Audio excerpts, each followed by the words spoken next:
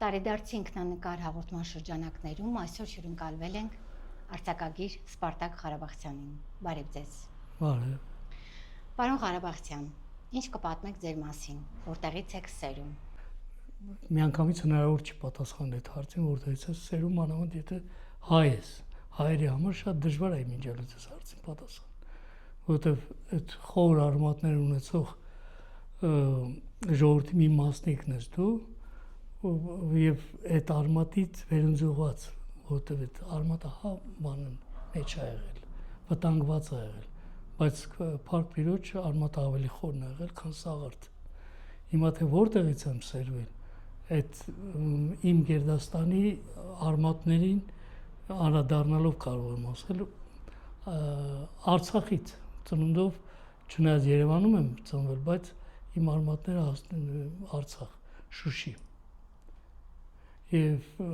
իմ ազգանունն էլ է երևի հուշում։ Շատերը գիտեն, թե ես որպես կեղծ գրական, բայց երևի թե վերևից այդպես են կամեցել, որ եւ ազգանուն ունենամ եւ գրելու շնորհ երկուսն իրար հետ ա եղել։ Ես օրինակ մի դեպք եմ հիշում, երբ որ սկզբից բանաստեղծություններ են, չէ՞ գրում։ Իմ առաջի թրթիրները, երբ որ Վահագն Դավթյանին ներկայացրի, ասաց Վանով մի քանի բան հավանել էր ու ասաց այդ Ղարաբաղցիները զինվորականներ են դնում, գեներալներ, ինչ գործ ունես գրականության հետ։ Բանով ասի մյուս կողմս տավուշեցի է արդարարալով, որ մոր կողմը տավուշեցի է, մորս կողմը։ Ու ինքը ասաց այդ կարոտն է մարդուն գիր գրականության հետ կապում։ Ես էլ արմատներով ասաց բանից եմ, արաբգիրցի եմ, այդ արաբգիրի կարոտն է ինձ բանաստեղծ դարձրել։ Վահագն Դավթյանի խոսքերը մինչև հիմա հիշում եմ։ Այսինքն արմատների կանչով ապրող մարդը իրավունք չունի գեղարվեստից, գրականությունից, բարությունից դուրս լինի։ Էսա։ Վերադառնանք ձեր գերդաստանի պատմության, այո։ Փորձեցինք հասկանալ որտեղից եք սերում։ Ավելի հիմա կոնկրետանանք։ Պատմեք, խնդրեմ, ձեր գերդաստանի պատմությունը։ Իմ գերդաստանի պատմությունը ես մի պատմվածքա նման բան ունեմ, գրած Բարևանի աղջկաս ուղղված նամակա, որ ռուսերենը թարգմանության գրքից վերնագիրն է հենց Բարևանին։ Ես ընդեղ իր այդ զրուցելով պատմել եմ մեր ամբողջ գրեթե գերդաստանի մասին, մենք որտեղից են գալիս, ինչ առավելություններ ունենք, ինչ թերություններ ունենք, մինչև անգամ այդ պատմությունների մեջ շախախվելով, բանով ոնց են գլորվելով հասել մինչև 21-րդ դար, որովհետև հետաքրքիր է, չէ՞, դու ոնց ես այդ երկարուցիկ տարիները դարերի մեջ քեզ բաժին հասած ճանապարհը դու ոնց ես անցել, ինչ ես փոխանցել։ Ես որ նորարյան խմբի մասին եմ խոսում, նաև այդ փոխանցման մասին է խոսքը։ Այնտեղ շատ բանով ես նկարագրել եմ ու երևի թե այդ անկեղծ զրույցը ավելի բանա, քան թե ես հիմա բացատրեմ, թե մենք որ ինչ բանով ունենք։ Ես մի օրինակ բերեմ մի հատ, մենք մինչև անգամ նկարագրության մեջ ես որովհետև իմ մեծերից եմ լսել, որովհետև այդ նույն հարցը ես իմ մեծերին եմ տվել։ Ես օրինակ պապ չեմ տեսել։ Հետո եմ աչքս բացել եմ, իմացել եմ, որ պապս աքսորված է։ Այդ ժամանակ շատ քիչ էին խոսում այդ նման բաների մասին։ Հայրական կողմի մասին։ Ոչ հայրական կողմից, ոչ մոր կողմից, պապ չենք տեսել։ Իմ սերունդը չի տեսել։ Իմ, որովհետև մեկին մեկը իմ ծնվելու օրն է հրաժեշտ տվել ես երկրին, մեկն կանչել են Թիֆլիս հարցաքննության ու չի վերադարձել։ Այսքանը գիտենք մենակ։ Բայց հետո արդեն գլորվելով հասկանում ես, որ ինչ որ միտեղ կանգ առնելու, կրճատվելու կամ ես ինչի այդ բանն ունեցել ես, դու ես անմասն չես մնացել այդ ամեն ինչ։ Այսինքն իմ պապերով հպարտանալու բանը նաև հենց հետո իրանք ճիշտ են ապրել։ Իսկ այդ ժամանակ այդ աքսորը այդ բան ամեն մարդու բան չէր, ոնց որ 37 թիվ տենց են միշտ նվանարել ու այդ թվականը 67 թվականից մենք ունեցել ենք նաև 1915 թիվ։ Այսինքն թվերը նաև ճակատագրական են եղել, նաև իմ ցեղի, իմ գերդաստանի համար, որտեվ 20 թվին 1920 թվականի Շուշի առաջի կոտրածից հետո են իմ պապերը, իմ պապը կամ իր եղբայրները դուրս եկել Շուշիից, բրկվել ասել Տաուշ, այն ժամանակ Շամշադինի շրջան Պարավակար գյուղ։ Մինչև հիմա էլ օրինակ այդ գյուղը մեր տոհմը Ղարաբաղցունց որ ասում են Ղարաբաղից եկածներ, պապս է ձևել գրել է տվել Ղարաբաղցյաններ, այսինքն Ղարաբաղից եկածներ, տեղանունը չմոռանալու բանով է տվել։ Այսինքն այդ ժամանակվանից եք դուք արդեն գրում այդ ազգանունը, թե մինչ այդ արդեն գրում եք, որովհետև հատուկ հարց ունեի, թե Չէ, արդեն անցած 100 տարի առաջ այդ ազգանունը արդեն մենք երբ եկաք Շամշադին արդեն այդ ազգանունը ես օրինակ առաջի դասարան գնալուց իմ ազգանունը Ղարաբաղցյան է եղել արդեն։ Ձերը հասկանալի է, այսինքն ձեր պապերը որ եկան Ղարաբաղից, Արցախից, 6 եղբայրներ են եղել, 6-ն էլ ուրեմն Ղարաբաղցյան են գրվել, բայց մեկը Խռովկան է եղել, ցեղի մեջ պատմում են, ինքը գրվել է Ստեփանյան ազգանունով։ Այսինքն Ստեփանյաններն էլ են մերոնք։ Ստեփանյանները ես հետաքրքիր էր, որ միշտ հարցնում եմ լավ այդ ազգանունը մեզ որտեղից, մեծ հորեղբայրս ասում էր Նելսոնը մեր ցեղից է։ Նելսոն Ստեփանյանն ի նկատի ուներ, հետո ես հասկացա, որ Նելսոն Ստեփանյանն էլ է Շուշիից ծնուտ ու շատ հնարավոր է, ոչ թե դի մեծախոսություններ կամ բան, ուրեմն հնարավոր է, որ Նելսոն Ստեփանյանն էլ է մեր ցեղից եղել, որտեվ բանի Շուշիի ծնունդ է եղել, ուրեմն մենք էլ ենք Շուշիցի, այդ է։ Պարոն Ղարաբաղցյան, որ տարիքից եք ձեզ հիշում։ Մանկության ձեր ամենավառ հուշերից այսօր մեզ կներկայացնեք։ Շատերը կան ասում են 3 տարեկանից ես հիշում եմ, 5 տարեկանից հիշում եմ։ Օրինակ ես երևի թե ես էլ եմ 4-5 տարեկանից հիշում եմ գյուղում մեծ տատի Սաթերիկ տատի հետ, որտեվ նա շատ եմ կապված եղել, ոնց որ փեշից կարած, որտեվ բոլոր բաները երեխեքը իրանց տատի փեշից բռնած են ոտի կանգնում։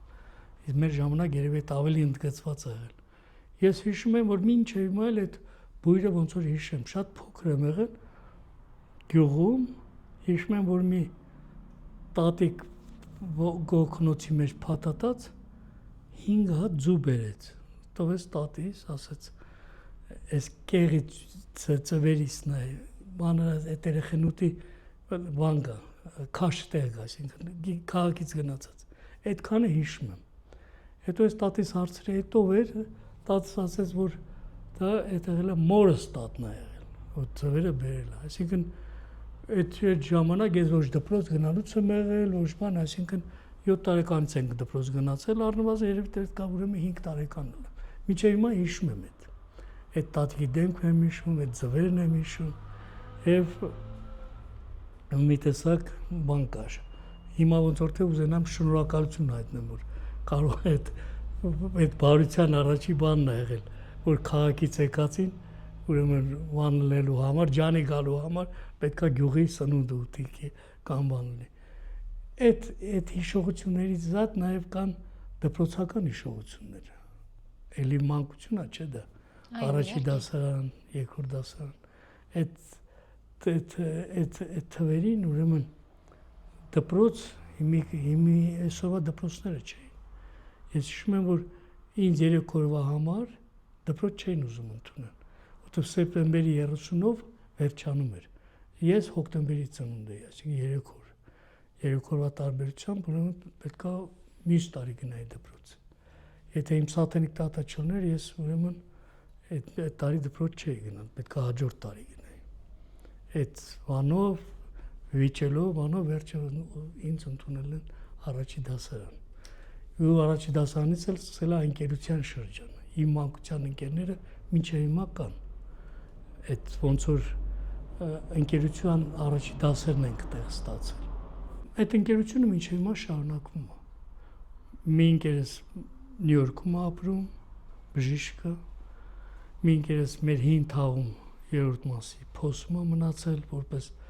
փոսեցի, վերջի մանը մոհիկան որպես, իսկ ես էլ կամ այդ կապը մինչև հիմա մենք պահում ենք։ Եվ շատ կարևոր է, ուսանելի է, մինչև անգամ իմ թորները, երբ որ օրինակ առիթ եղավ անցյալ տարի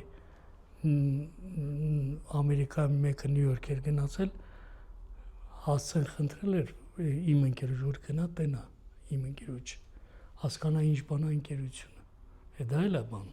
էստաֆետային վազքի նման, այսինքն այդ թորներից միջոցով այդ բանը փոխանցում ես։ Եվ դրա համար այդ ընկերությունն էլ է մեծ հարստությունը, գետնին դնել չի կարելի։ Այդ ոնց որ պատմական հիշողության մի մասն է դա։ Եթե դրիր գետնին, մեկը կվերցնի անպայման, որովհետև այդ բանը, այդ չի կարելի քամուն տալ։ Գոհ եք ձեր դպրոցական տարիներից։ Իհարկե, ոչ թե գոհ եմ, ընդհանրապես ամեն ինչի հիմքը դրվել է դպրոցում։ Փողոցից եմ գոհ, որովհետև փողոցն ու դպրոցը երկուսն էլ ասում են երկուսն էլ դպրոց է։ Փողոցն էլ է դպրոց, դպրոցն էլ դպրոցը։ Մեկը մի տեսակ բյուրեղանում ես դպրոցում, սահան ես մտնում, դպրոց ես պատասխանում։ Մինչ հիմա օրինակ ասենք, ես հիշում եմ բանի, մեր դպրոցի հատակի այդ քսուկը, որ քսում էին, մաքրում էին, դրա հոտն եմ զգում։ Բան կա, դպրոցներում տենց էր։ Հետո հիշում եմ, որ մեր դպրոցում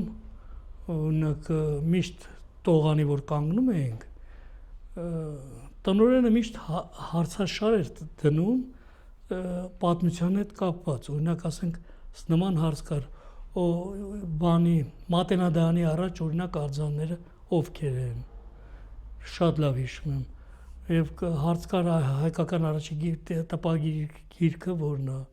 այդ հարցերին ով որ կպատասխաներ հաջորդ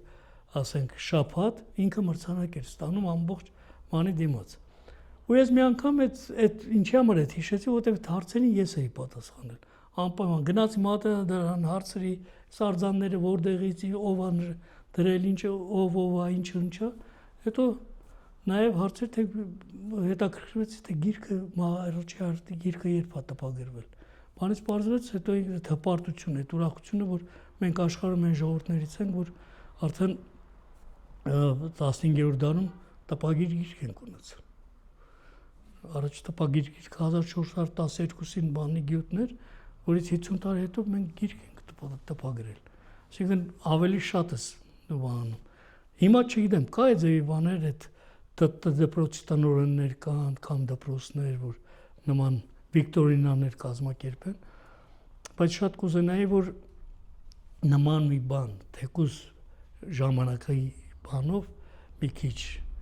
ժամանակի շնչով նման բաներ արվեր, որտեղ շատ մեծ ազդեցություն ունի բանի վրա, մարդ ձևավորման վրա, հիշողության վրա։ Օրինակ հիմա որ ասում եք, ես նորից մի 70-60 տարի հետ գնացի, ու այդ հիշողության մեջ այդ մնացել է։ Հետո հիշում եմ, որ բան գիրք նվեր ստացա այդ բանի համար, ու տեղից սկսվեց մի տեսակ ուրիշ աշխարհ էլ իմ համար, բանդարա։ Դպրոցական կրթությունից դուք գոհ եք։ Դպրոցական կրթությունից, որ ասեմ շատ բանով իմ ուսուցիչներից եմ գոհ։ Եթե ուսուցիչներից գոհ ես,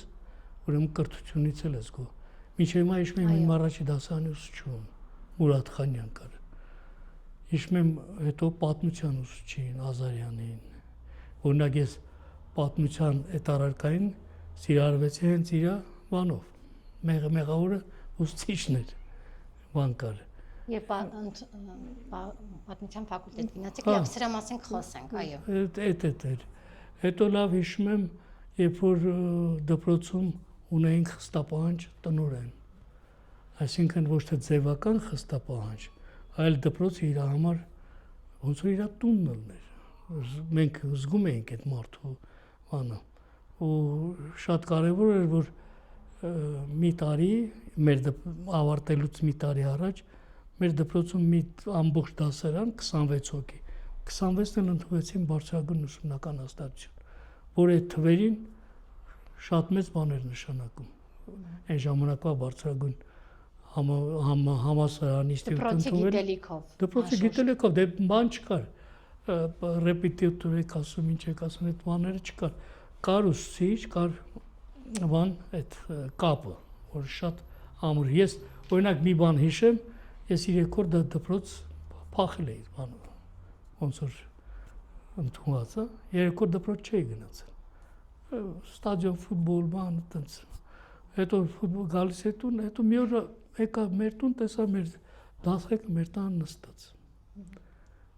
անհանգստացել է թե ես որտեղ եմ ես 3 օր չկամ բայց տանել չգիտեն փաստորեն այդ անհանգստությունը միանգամից բան դարձավ ես հիմա ինչի համար եմ ես ասում որովհետև բոլորին թվում է թե եթե ինչ-որ մի բան է ասել ես կարես ինչ թե այնքան սահուն ա եղել ժամանակը կյանքը բան չէ մենք էլ ենք եւ չարություններ ենք արել դպրոցել ենք փախել աղջիկի համար ծաղիկել ենք տարել աղջիկի համար կռիվել ենք արել ամենակարևորը բայց 10 հոգով մի հոգու չենք ծեծել այդ գայլային բանը չի եղել մեր մեջ շատ բան ա եղել ոնց ասեմ այլ չափանիշներ էին հա ուրիշ հա դու ունակ աղջկա համար կարայր կռիվ անել բայց աղջկա ներկայությամբ ասենք դու իրավունք չունեիր իրան ուղեկցող տղամարդուն կամ տղային բան ասել այս շատ կարևոր բան էր իսկ հիմա չգիտեմ հիմա այնքան բաներ եմ նայում քարտում մի տեսակ ոնց որ ուրիշ աշխարհ լինի դպրոցական տարիներից ինչ անդրադարձ ունեք ձեր պատմվածք գրել եք այդ տարիներից օրինակ ես Post Paris-ի Պասե Ինչ պատմվածք ունեք դպրոցական տարիներին նվիրված դպրոցական տարիներ օրինակ ասենք Post Paris-ի առաջի պատմվածքը Հասանը դպրոցական տարիներին է նվիրված դպրոցական տարիներին նաև բան կա էլ ուսուցիչներից հետ կապված օրինակ 1915 թվականի ապրիլի 24-ը առաջին անգամ մենք բանի ուսուցիչի բանով ենք դասի ժամանակ ենք իմացել օրինակ հայոց լեզվի ուսուցիչ ունեինք Ռուբինյան ապրիլի 24-ին դասարան մտավ լրիվ ոտից գլուխ սև հագած ման այդ օրերը որ բացում էր դասից փախնելու ցանկություններ կար բայց իր ժամերին մնացինք այդ օրը ու այդ օրը ինքը մեր հիշողությամբ ոնց որ դաշտը տա փուշը տատասկից մաքրելու այդ առաքելությունն էր մենք իմացանք որ այդ օրը բանը Վարուժանի գլուխն են ջարդել Զոհրաբին են ձերբակալել այսինքն մեր համար այդ բան էր ես հիմա ասեմ 65 թվի ապրիլի 24 այսինքն 51-ի օրն էր մենք այդ ժամանակ 6 օր դասանում ենք եղել ես մինչև հիմա ունակ ասենք Ռուբինյանին հիշում եմ որպես հետո այդ կնոջ ուրիշ դպրոց տարան չգիտեմ ինչ տենց այն ժամանակ էլ թակում բաներ կային չէ ասենք տենց շատ բաներին մեզ տեղ չեն տալի էլի համարձակություն էր պետք դասարանում դպրոցում նման բաներից խոսել այո Պարոն Ղարաբաղցյան, ուսանողական տարիները արդյոք ձևավորեցին ձեր անհատականությունը, հիմնավոր եք համարում ձեր կրթությունը։ Մի տեսակ հիմնավոր ասելը չէ որտեղ մինչև հիմա էլ կրթվում ենք։ Բանում իրոք տենց է, ես ոչ թե օրինակ մեր ժամանակ դպրոցում դպրոցից սկսած, երբ որ դպրոց էր մտնում դպրոցի ճակատին գրած էր ճանաչել զիմաստություն եւ սպանս հանճարում։ Ձեր ժամանակ։ Մեր ժամանակ։ Սովետի դպրոցը։ Մեր ժամանակ։ Այն մյուս կողմում գրած էր սովորել։ Այո, դա միտեղ գրած էր բան, Մեսրոպ Մաշտոց, միտեղ գրած էր Վլադիմիր Իլյիչ Լենին։ Եվ սովորել է։ Բայց այսօր տեսեք ինչ է, բանով սովորիր որ լավ ապրես։ Մեր ժամանակ չէ, մեր ժամանակը սովորիր որ մարդ դառնաս։ Մեր ժամանակվա բանն էր, կարգախոսն էր, մարդ դառնաս։ Լավ ապրելը ուրիշ բան էր։ Եթե մարդ ես, ուրեմն լավ ես ապրել։ Բան չի։ Հիմա ինչի եմ ասում, եթե այդ տեղից սկսել ենք հասել ենք բան, բուհ, այդ բուհում էլ այդ քո օրենքներով ես գնացել արդեն, շղթայում չի կտրվել բուհում։ Օրինակ բուհում իմ տարիների դասախոսական կազմը, որ հիշում եմ, փառահեղ մարդիկ են եղել, հնարավոր չէր, որ նորմալ կրթություն չստանաս։ Հիմնավոր կրթություն։ Հիմնավոր կրթություն չստանաս։ Ովքեր էին։ Ովքեր էին, հիմա ասեմ, Առաքել Առաքելյան, ակադեմիկոս, Մորուս Հասրացյան, ակադեմիկոս, Զավեն Տիգրանի Սարգսյան, իշխանադեմ, Կենտկովի երկրորդ քարտուղար, որ դա գալիս էր դասեր տալիս մեզ պատմության, Ծատուրյան ակադեմիկոս, մի խոսքով մարդիկ, որոնց հնարավոր չէր իրանցից բան չգողանալ, բառից բուն իմաստով, այդ գողանում էր իրանցից։ Եվ երբ որ ես օրինակ ասենք այդ հետո արետ ունեցած ինստիտուտում դասավանդելու, ես հասկացա, որ դպրոցից լավ բան չի եկել, ոնց որ ասած այդ հումք չի եկել, որ աշխատես։ Դպրոցը շատ կարևոր էր։ Դպրոցում արդեն այդ դաստիարակությունը մենք ստացել էինք, որը բարձրագույն ուսումնական հաստատությունում շարունակվեց։ Բայց որ ասես կատարյալ կրթություն էր, չէ, որովհետև կատարյալ քանի ապրում ես, այդ դու կատարելագործում ես։ Հետո մեզ օրինակ ասենք գործողումներ էին գնում պատմության ֆակուլտետից, պետության հաշվիներ, Պետերբուրգ այն ժամանակ Լենինգրադ, Մոսկվա, Մերզբալթիկա, այդ շփումը շատ կարևոր բան էր։ Շատ լեզուների իմացությունը չնայած այդքան բարձր բանի վրա չէր դրած, դեռ ռուսերենը պարտադիր էր, կասյության մի մասն էր, բայց օրինակ ասենք մեր օրինակ հայաստանցի, մեր բախտը, իմ բախտը օրինակ ասենք բերել էր ինչ իմաստով, որ 47 թվականի ներգաղթի ժամանակ մի շերտ էր եկել Հայաստան, որը լեզուների էր տիրապետում։ Օրինակ մեր ֆրանսերենի ուսուցիչը Ծառուկյան, հրաշք փայլուն հայերեն էր խոսում, արմատահայերեն, բայց իր ժամի մենակ ֆրանսերեն էր։ Ու մի անգամ իրան հարց տվինք, ասացինք, լավ էլ ինքը Ծառուկյան, ինչ տարբերություն հայերենի ու ֆրանսերենի ու մեզ թվում է։ Ասաց լեզուների թագուհին, թագավորը բան հայոց լեզուն է։ Մեկն էլ ասաց, բա ֆրանսերեն, ասաց ֆրանսերենը հայերենի սիրուհին է, այսինքն թագուհու սիրունն է։ Ես մինչև հիմա այդ մարդուն հիշում եմ, մինչև անգամ իր օծանելիքի հոտնել եմ հիշում, որովհետև այդ ներգաղթածների մեջ 47 հեկածները մի տեսակ մշակույթ բերին եւ լեզվի իմաստով եւ հակապի իմաստով նաեւ վերաբերմունք օրինակ իմ բանի մեջ ունեմ Քերի դգոլ այդ պատմվածքը, որը այդ ֆրանսիացիներին դգոլը երբ որ եկավ Մոսկվա, մեր թաղի ֆրանսիացիներին տարան մի գիշերվա մեջ։ Ու մեկը հարցրել էր ով էր այդ դգոլը որ եկավ տարը, թաղիցներից մեկը ասել էր, մեր թաղիցներից մեկին դրա Քերին ասաց։ Դա Քերի դգոլը, ասի Քերի ուր էր թե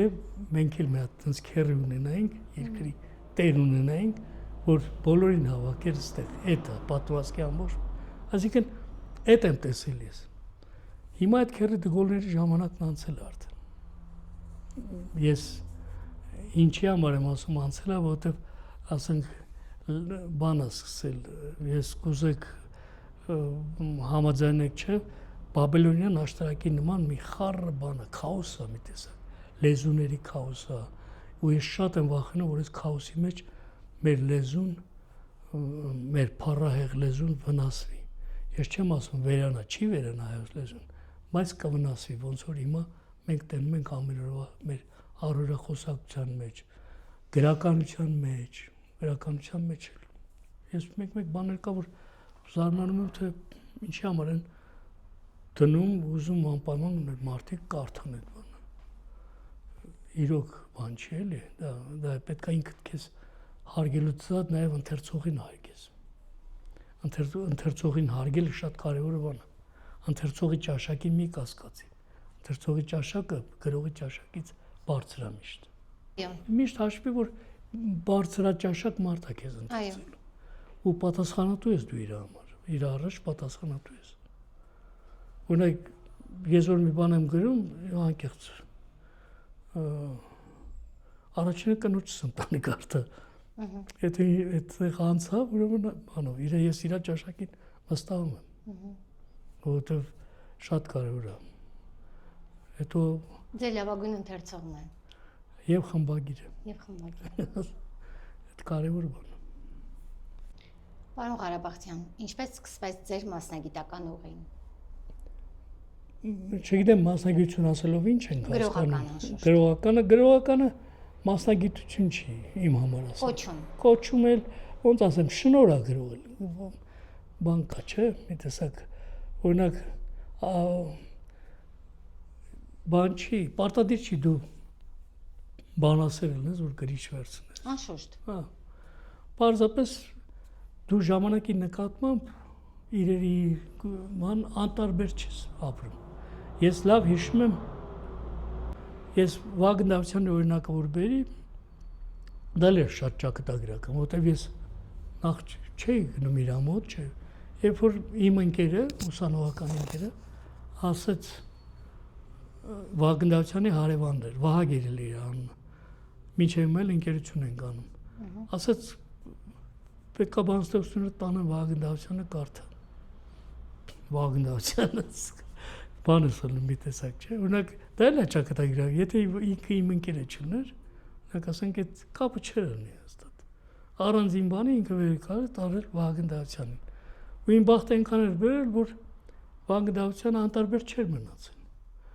Ես շատ կուզենամ, որ անտարբերության հետ հաղթահարենք ամենտեղ հաղթահարենք ես։ Եթե օրինակ ասենք մեկը մի բան է բերում, թեկուզ բանը որ կարդաս բանս, ինչքան էլ որ անճաշակ բանի ես կարդում եմ, անկեղծ եմ ասում։ Ու իրան անկեղծ իրան ասում եմ, ոչ թե բայց ոչ թե կոտրում եմ իրան, բանով չի այդպես, որովհետև ես տեսել եմ մեր մեծերը ինձ ոնց են վերաբերվել։ Վագն Դավթյան, ասենք Համոսայան բան։ Մի տեսակ այդ մարդկանց դա ճակատագրական բան է։ Հետո անտարբեր երբ որ չես լնում իրերի ասցի իրադարձությունների նկատմամբ անպայման ուզում ես նաև դրա մեջ մտնես ինքդ քո կարծիք ունենաս ինքդ քո վերաբերմունքը ցույց տաս այդ շատ կարևոր բան է հետո դու տենում ես որ ասենք շատերը կան որ ասենք այդ իրադարձություններին շատ միակողմանի են մոտ կանում կամ շատ սիրողական բանով քարոզի ես օրինակ ասենք ոչ մի անգամ քաղաքական վերլուծության մեջ չեմ մտնի բայց ներքին զգացողություն ունեմ վերջի վերջո բան կա որ քոնն է այդ դու իրավունք չունես քո կարծիքը չասելու քո վերաբերմունքը թեկուզ բանել լինի ասենք քննադատության էլ ենթարկվես դու պարտավոր ես դրանց մասին անպայման բարձրաձայնել որովհետև քոնն է այդ ամեն ինչ չեզոք եւ անտարբեր չլիներ իսկ հիմա էլի եմ այսօրերի մեջ մեզ թվում է թե շատ բան կա չէ վերաբերում շատ են խոսում բայց անտարբերությունը շատ մեծ է այսօր ինչքան էլ որ թվում է թե այդ մարդիկ շատ են խոսում գրառումներ են անում բայց շատ են չէ այդեն չի այսօր անտարբերությունը մեր տունը քանդել է Հեսա անտարբերությունն է մեզ վերել ասրել այստեղ։ Անտարբերությունը շատ վտանգավոր բան է, թշնամուց էլ է վտանգավոր, դա անտարբերություն։ Դու չես զգում որ բանը ինքը նաև այդ պատատուկ քեզ բան անում, մի կոմ արում, այսինքն միջավայրից հանում է դուրս։ Միջավայրը մնում է բաներին, կիսագրագետ մարդկանց։ Շատ լավ։ Նորից սկսենք հարցից բուն հարցից մասնագիտական։ Կարող եմ այստեղ այսպես շեշտադրել, ինչպես սկսվեց ձեր գրողական ուղին։ Դուք պատմաբանասիրական Չէ, պատմության ֆակուլտետն եք ավարտել։ Աշխատել եք այդ։ Հա, դպրոցում ուսուցիչ եմ աշխատել։ Այո, քանի տարի։ Մինչև 25 տարեկան եմ եղել, որ գնացել եմ բանակ, եկել եմ։ Հա, այսինքն ուսմասվար եմ աշխատել դպրոցում, շրջագյուղերում եմ աշխատել, ու այդ գյուղերի այդ տարիները ինձ շատ բան ա տվել։ Մախ հայ մարդուն ես լավ ճանաչում, գյուղացուն հոտը։ Այո։ Մանկան, քաղաքի հոտը չի, այդ ուրիշ բան է, այնտեղ ուրիշ տեսակ է ապրում ընդհանրապես։ Գյուղը այսօր էլ շատ կարևոր բան պետք է դնի։ Գյուղը երկրի պետության ողնաշարն է։ Գյուղում ավանդույթներն են ապրում, իսկ ավանդույթները ամեն ինչի թագավորն է։ Դու ավանդույթը բան չի, սովորական բան չի։ Ավանդույթը թողեցիր, գյուղը դատարկվում է, գյուղերը դատարկվում են։ Այսօր մենք հետո ասենք եթե շարունակում ենք մի նոր ողբերգություն ենք ապրելու դատարկող գյուղերի։ Դա առաջի դասարան կա դպրոցներում, որ չի բացվում։ Աշակերտ չունեն, ծնունդներ չկա այդ դպրոցներում։ Բայց ես այդ տարիների երբ որ աշխատել եմ, ես տեսել եմ բան պինչ ժողովուրդ հողին կպած։ Այդքան էլ մոտ չի եղել որ ասեմ բանին, քաղաքի։ Սևանի գյուղերում եմ աշխատել, Ապարանի գյուղերում եմ աշխատել։ Հրաշք ժողովուրդ, բան չի, որ արմատներով ես որտեղ ում հանդիպում եմ, որ խոսում ենք, ասում եմ արմատները որտեղից ես, ասում են Երևան չէ, ասում եմ ես օրինակ գյուղերում տեսել եմ 15 թվից ցեղասպանություն ապրած մարդկանց, տատերի, պապերի, ընդեղից եկած ամանդույթներով, այդ տարազով, հակուկապով, Գորիսում օրինակ, մինչև վերջերս, մինչև 80 քանի թիվը տարազով տատիկները կային, այդ բանը ներկայացնում էին։ Մեր գյուղերում էլ այդ բաներն եղել։ Այսինքն այդ ավանդույթները պահել են, գյուղը ազգ է պահել, ժողովուրդն է պահել դա։ Եվ դրանք մեծ նշանակում բան ունեցել իմ դրական ստեղծագործության վրա։ Ես եթե օրինակ ասենք զգացել ես, ես անուններ չեմ փոխել իմ պատմվածքների բաների մեջ։ Այո։ Որովհետև անունը շատ կարևոր է։ Դու անունը, այդ անունը որ կրում է, դու քո մեջ դա փորվել է։ Ինքը իր բնավորությունը իր անունի մեջ կա։ Հիմա դու Պողոսին ինչքան ուզում ես Պետրոս ասա, Պողոսը Պետրոս չի դառնում, Պետրոս չի դառնում։ Դե Պողոս է անունը։ Պողոսը կամ հակառակը։ Դրա համար էլ ես անունները ինձ նախ սկզբից ոնց ասեմ, կաշկանդում էին, երբ որ փոխում էի, բայց երբ որ անունը իր իսկականով է դիմում, այդ կաշկանդությունը վերանում էր։ Ես մի փոքր դետալ պատմեմ, ես մի բան եմ գրել, որ գյուղում մեկը իր մեքենայով տաքսու նման աշխատում էր, մարդ էր տանում բերում, այն ժամանակ այտենց դա ամոթ էր, որ անգարտ գյուղացուն դու ինչ որտեղ տանեիր, մանավանդ մեր կողմերում ու գումար աշխատեիր։ Ես այտենց մի պատմված գրեցի, որ ավանգարդը տպագրեց, հետո մի քանի օր հետո այն ժամանակ ոչ սենց հեռախոսներ կար, տատս լուր էր ուղարկել, որ գյուղի վրա ոչ չդնեմ։ Որտեղ տաքսու վարորդի անունը մեր գյուղացու անունն էր։ Այս մարդը բան եղած հիվանդացել էր տեղաշորի տակ դրել, ոնց թե իմ անունը տես բանի վրա գիրա։ Ես ասացի, որ ինքը կապ չունի դրա հետ։ Ասացի ինչ ուզում ես ասա։ Ինք Երջոն լավ չի զգում իրան արդեն, բան չի։ Հետո բանը արդարացավ, Երջոն իմ քեռին է, անունը իմ քեռու անունն է Երջոն։ Չէ, ասաց ինքը գիտի թե դու իր մասին ես գրել։ Այսինքն շատ մեծ նշանակություն ուներ, թե ինչ ես գրում, բան ու թերթերի բան կար, չէ՞, ժամանակ եթե հարցնես ինչ որ առօրյա տպագրվում էր այստեղ, կեսօրին արդեն գյուղում էր, գյուղերում տարածվում են այդ։ Թվում է այսօր ինտերնետային դար է, հա, բայց այդ ինտերնետային էլ չի, հա, չէ, այնտեղ էլ ուրիշ բան է գնում, բայց թերթերի բանը ուրիշ էր։ Թերթերի այդ առօրյա, երբ որ գնում էր կրպակ, այդ թերթերի հոտը ոնց որ հացի խանութ մտներ, հացի հոտ էր առնում, թերթերի կրպակում էլ թերթերի հոտն էր առնում։ Այսինքն այդ տպագրած բանի, թղթի բանի հոտը առնում էր։ Այդ չկա հիմա այդ բանը, բայց դա էլ շատ մեծ նշանակություն ուներ։ Էդ էլ էր նաև քո կյանքի մի մասնիկն էր։ Սերունդի դաստիարակության մեջ մեծ դեր էր խաղում այդ։ Մանավանդ ասենք այն թերթեր կար, որ օրինակ Արարատ 73-ի ժամանակ Հայաստանի ֆիզկուլտուրնիկը 10 րոպեվա մեջ վերջանում էր։ 100,000 տիրաժով էլ տպեին չկար, որովհետև Արարատ 73-ը լավ էր խաղում, լավ ֆուտբոլային թիմ ուներ, ու այդ Հայաստանի ֆիզկուլտուրնիկը բաներ։ Ես մինչև անգամ հիշում եմ, երբ որ Արարատը մի ժամանակ որ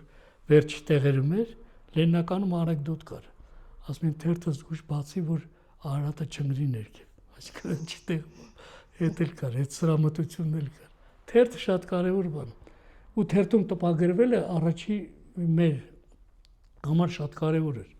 Մեր ժամանակ կար ավանգարդ, շատ երիտասարդական թերթ էր։ Իսկ ավելի բանով պիոներ կանչն էր։ Պիոներ կանչ շատ լավ թերթ էր։ Մեզ օրինակ իմ առաջի պատմվածքը պիոներ կանչում է տպագրվել։ Վերադառնանք ձեր առաջին, երբ եք սկսել գրել։ Երևի հիմա այդ գիրքել եմ մրցանակ ստացել։ Տենք այնտեղից։ Սկսենք այն ընթացքից, թե որ տարիքից եք ձեզ հիշում, որ սկսել եք գրել կամ արդեն գրական ձիրք ունեիք։ Երբ հասկացաք, որ դպրոցում արդեն 7-րդ, 8-րդ դասարանում եմ, պիոներ կանչումը տպագրվել առաջի ստեղծագործությունից։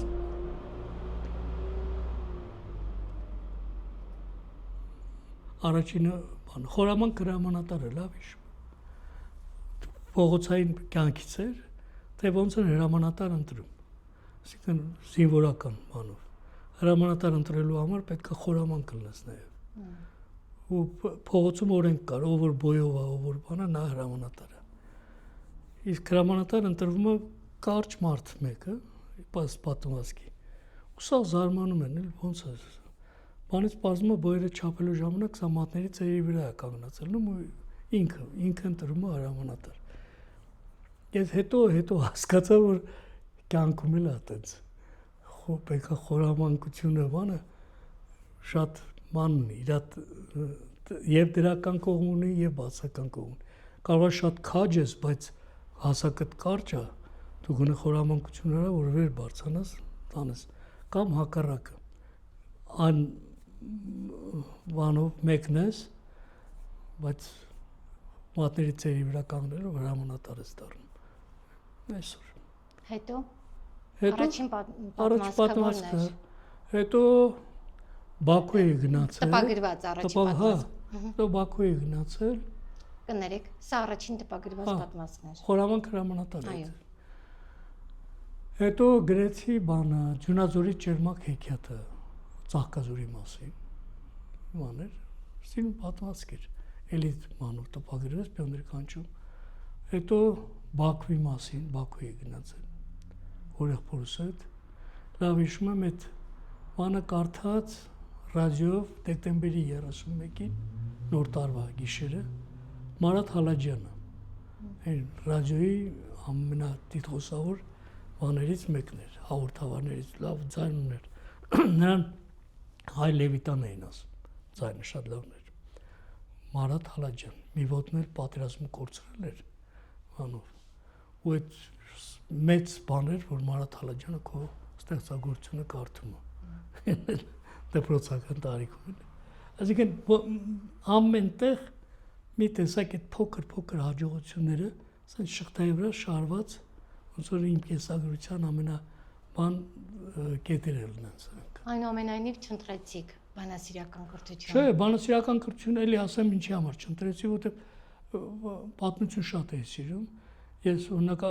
առաջի քննության առաջինը պատմությունն էր 5 ստացա գերազանց, այդ 5 էր։ Հետո բաններ, բանավորը, հայոց լեզու, գրավոր, լավ հիշում եմ, բանի ժամանակ, գրավորի ժամանակ, ընկել էր մեծապատիվ մուրացկանները։ Մոտիկացավ այդ դասախոսներից մեկը քննական, ասաց կարող է փոխես բանասիրական դու, ասի չէ պատմության ֆակուլտետ եմ ուզում, մեկ էլ ասաց հլը լավ մտածի, ասի չէ ես պատմության ֆակուլտետ եմ տալու, ես չհասկացա ինչի համար էր ասում, հետո բանից պարզվեց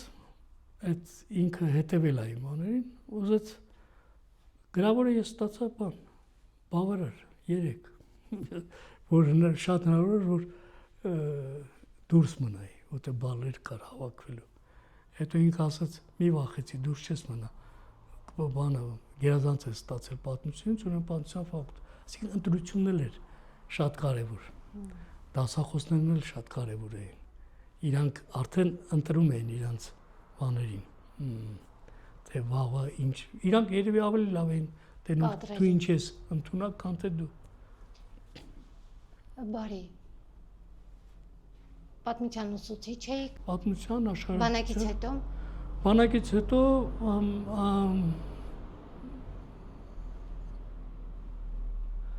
բանակից հետո ընտանիք կազմեցի ամուսնացանք հետո գնացի բան մշակույթի նախարարություն այն ժամանակ մշակույթի նախարարությունը ուներ մեթոդ կենտրոն բանով մեթոդ կենտրոնում աշխատեցի հետո տեղափոխեցին ինձ էլի նորից մշակույթի նախարարություն արդեն ավելի բանով այդ առիթ եղավ 80 թվականին օլիմպիական խաղերին մասնակցեցի պատվիրակության հետ հետո շատ կարևոր էր այդ մշակութային շփումները հարաբերությունների հետ օրինակ Էստոնիայի հետ մինչև անգամ բան ոնց ասեմ ամենահեռավոր շրջանները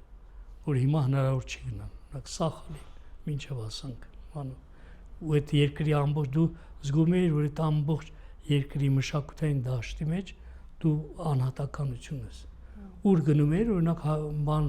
մեր մշակույթը շատ լավ գիտեին որտեղ անհատականություններ ունեին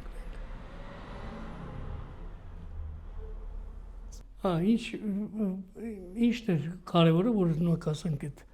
բաները որ մենք այդ ժամանակ անհատականություններ ունեինք բան կար Բաբաջանյան, Արնո Բաբաջանյան, Արամ Խաչատրյան մշակույթի, սպորտի բնագավառում բանում եւ մի փոքր երկիր լինելով քո դիմագիծը պահել էիր կարևոր էր էս հիմա որ շատերին թվում է թե որ դու այդ ժամանակաշրջանն ես բանում դու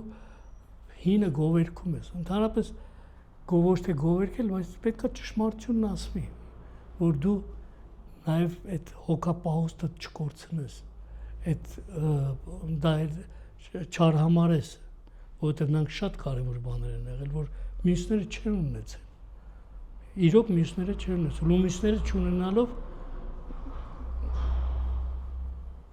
այդ բանը կար նախանձը կար մեր նկատմամբ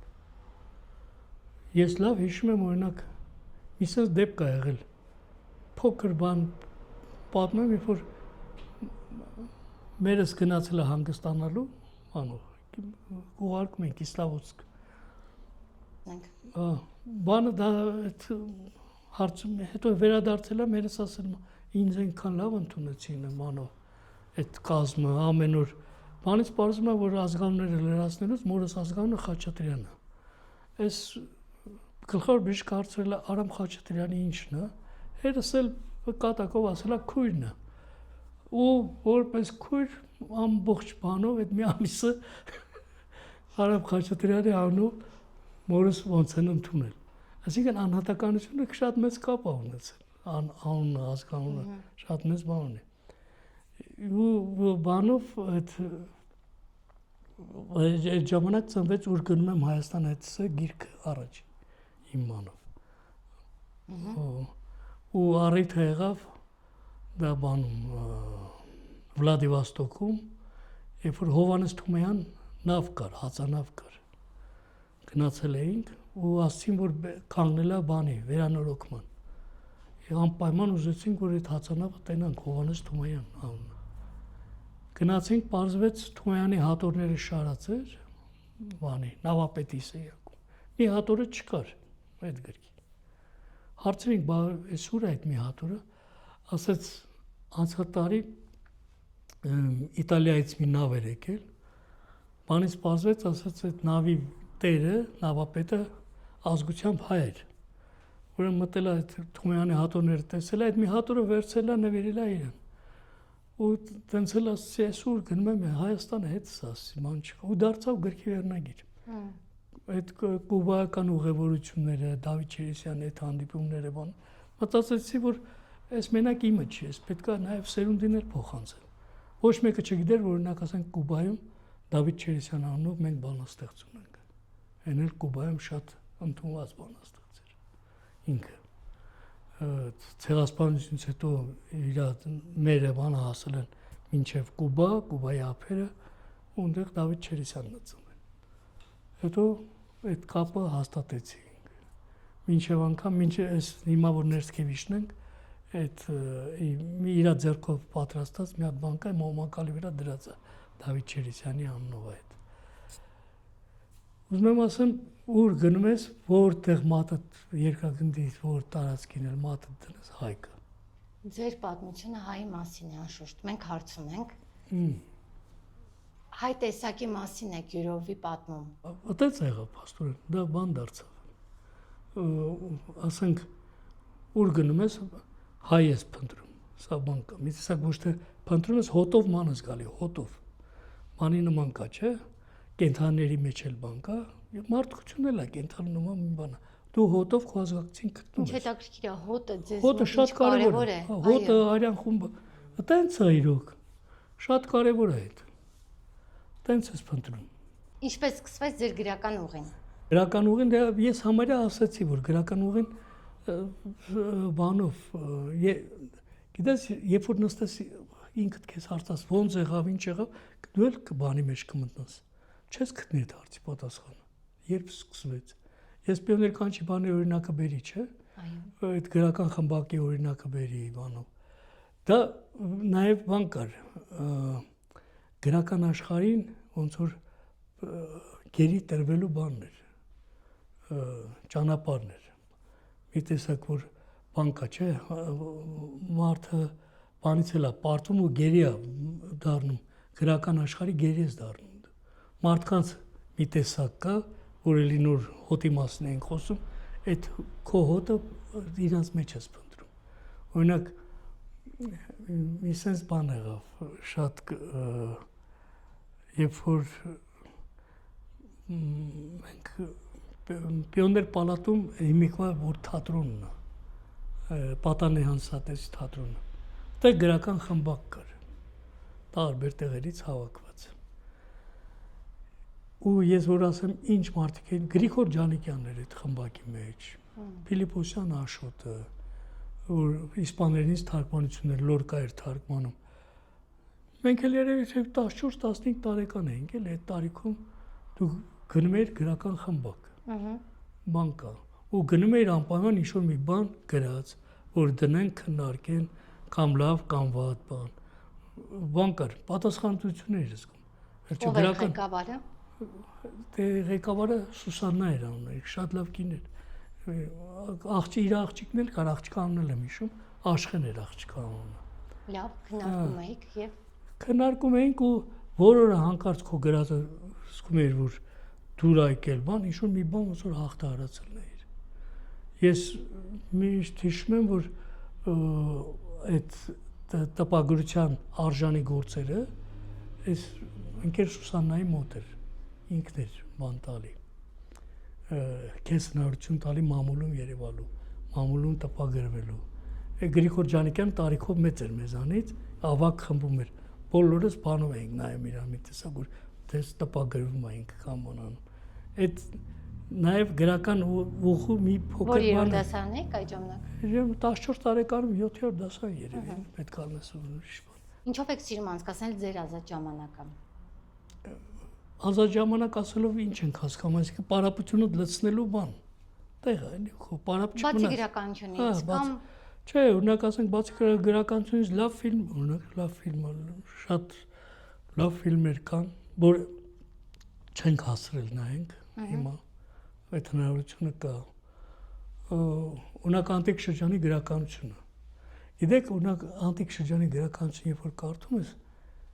ոնց որ բանի երկխոսության նման է պատմության հետ երկխոսության մեջ ես մտնում ոնց որ մենք զրուցում ենք ասենք դու գրականության միջով 1000 տարվա առաջվա այդ նույն զրույցին ես այդ զրույցը գնում է, այդ կապը կա, պատմության մեջ կլինի, գրականության մեջ կլինի, մանավանդ այդ անտիկ շրջանը շատ հետաքրքիր է, որ մեկը մի կյանքը չի բավականացնի դու այդ ամբողջը թերթես, ինչ հնարավոր է, ինչ բաց ես թողել, կամ ինչ որ լավ չես ընկալել, թերթում ես նորից հետ ընկալելու, նորից զրուցելու, Ընթերցանությունը շատ կարևոր է։ որովհետև ասում է, եթե պատմություն դու ունես,